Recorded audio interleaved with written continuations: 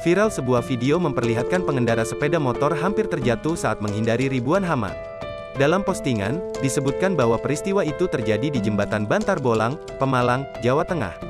Tampak dalam video, ribuan hama tersebut berterbangan dan memenuhi jalanan. Sementara para pengendara tampak melewati jalanan dengan hati-hati serta dengan kecepatan cukup pelan, lantaran jarak pandang yang terganggu akibat hama tersebut. Saat ini belum diketahui pasti jenis hama yang memenuhi jalanan tersebut.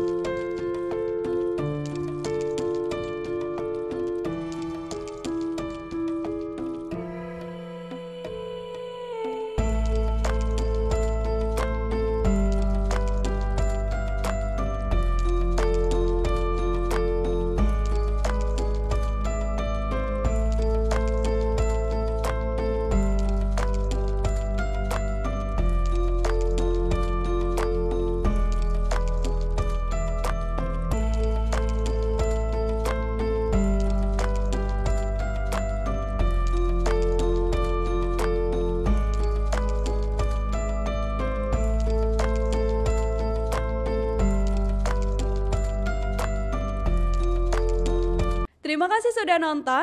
Jangan lupa like, subscribe, dan share ya.